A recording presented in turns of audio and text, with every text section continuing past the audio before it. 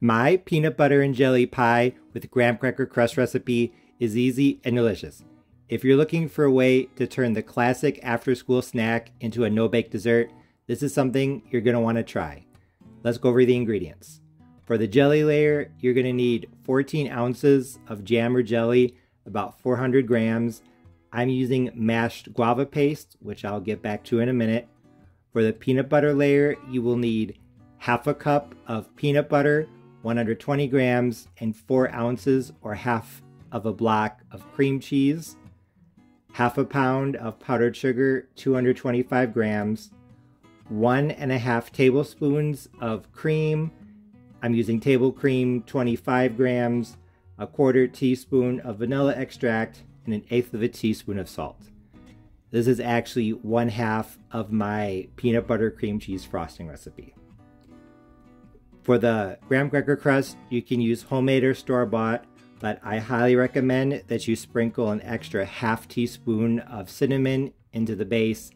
It's really gonna amp up the flavor.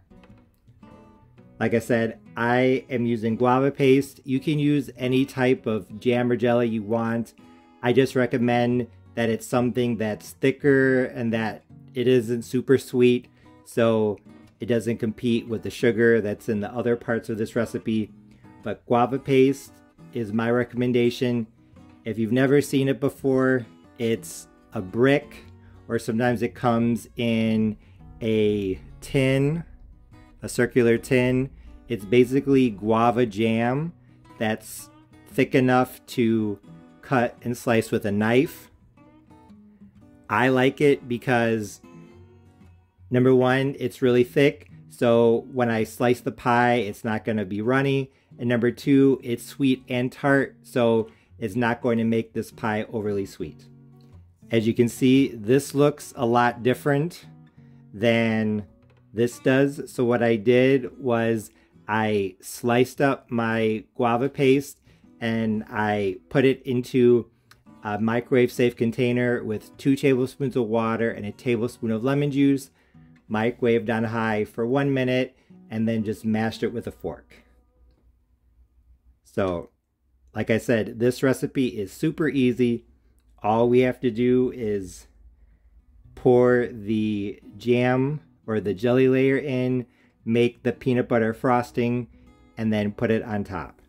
But before I do that, I'm going to make sure I sprinkle in my extra 1/2 teaspoon of cinnamon. I think this is especially important if you're using a store-bought graham cracker crust, because trust me, this extra bit of cinnamon is really going to make it taste more homemade. Remember to do this before you add your layer of jam. Honestly, I guess you could do the jelly or peanut butter first, but I think it's going to be easier to do the guava paste on the bottom. So that's what I'm going to do. So I'm literally just going to take this, dump it into the pie crust like this, and then just spread it out as evenly as I can. You don't have to level out the jam or jelly perfectly, just try to get it as evenly spread out as you can. There you go. So now it's time to work on the peanut butter layer. Making the peanut butter layer starts off by creaming together the 1/2 cup of peanut butter and 4 ounces or half of a block of cream cheese.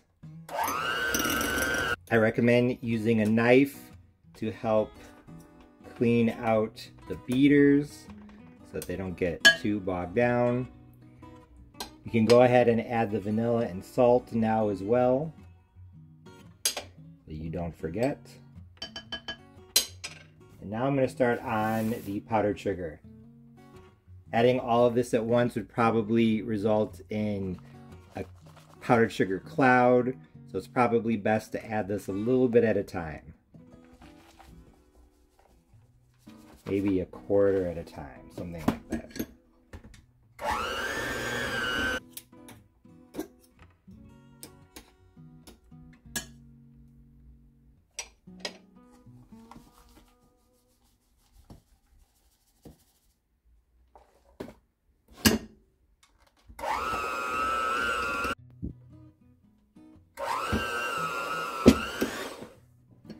And once all the powdered sugar is combined,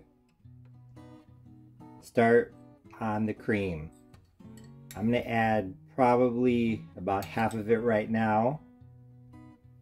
Mix it in and then add the other half.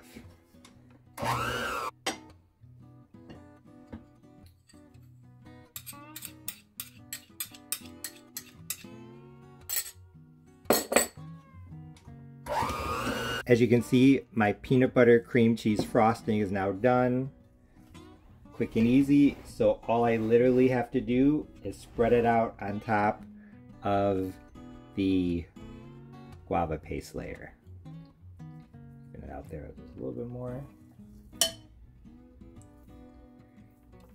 can see it's really soft. So that's why I think, at least for me, because I'm using guava paste for the jelly, putting the guava paste down first was the better option. I think it would be really hard to spread the guava paste evenly if this really soft layer was underneath it. I just finished smoothing out the top. What I did is I put a little bit more of the cream into this bowl. I dipped the tip of my knife in it, and then I literally just use that to help smooth out the peanut butter layer. Here and use it, I think. It helps make it a lot smoother. I would not use water, I would use extra cream. I've had a bad experience adding water to this frosting recipe before. So if you make this and you add water to it to help smooth it out and it's fine, let me know. But like I said, I would stick to this cream. And now I'm going to chill in the refrigerator for 4 hours. I'm probably going to put it into a cake carrier. I know it's kind of small for a cake carrier to cover it, but honestly, if you just put some plastic wrap over it, or even if you didn't cover it at all, it would probably be fine. At least 4 hours, if not overnight. Although this pie doesn't need anything else, I decided to add a little bit of red frosting just for extra color and to make it more interesting. I then put the pie into the refrigerator to chill overnight, and when the next day came, I was super excited to finally give it a try. And when I cut the first slice and took the first bite, I knew that my peanut butter and jelly pie with graham cracker crust recipe was a big success because it was absolutely delicious.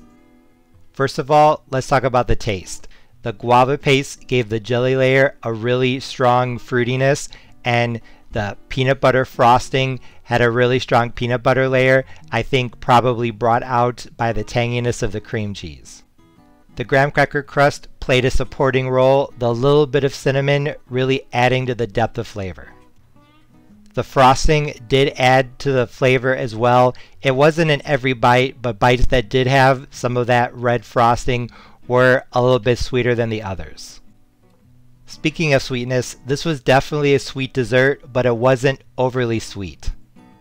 Guava paste naturally has some tartness, so along with the added lemon juice, it helped to tone down the sweetness to not make it overwhelming. Also, the peanut butter frosting layer, like I already pointed out, had tanginess from the cream cheese, helping to not only bring out the peanut butter flavor, but also reduce the sweetness a bit. In addition to the fantastic flavors, I also really like the texture as well. As you're about to see, once I lift out the first slice, everything held its shape very nicely.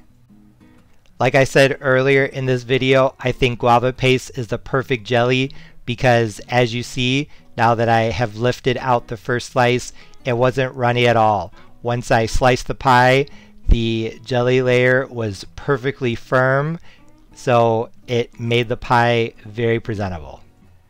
I'm not saying you have to use guava paste in this recipe.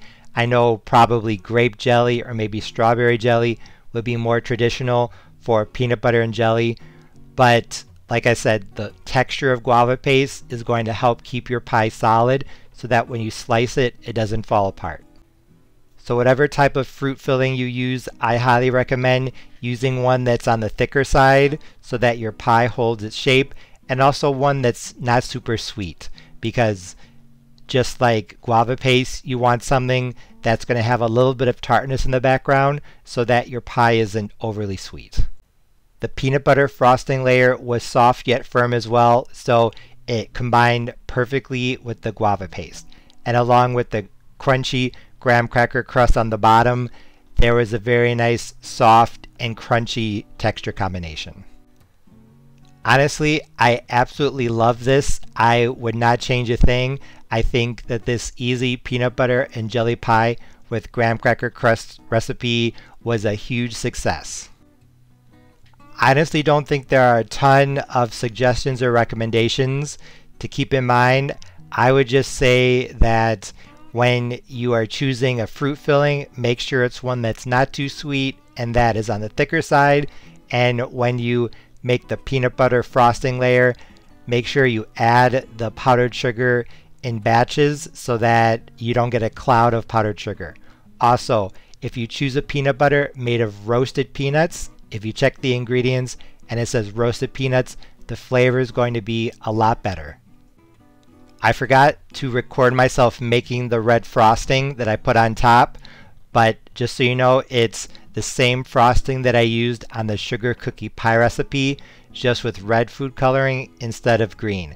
I'll try to remember to put the ingredients in the description box below. So in short, this was absolutely fantastic.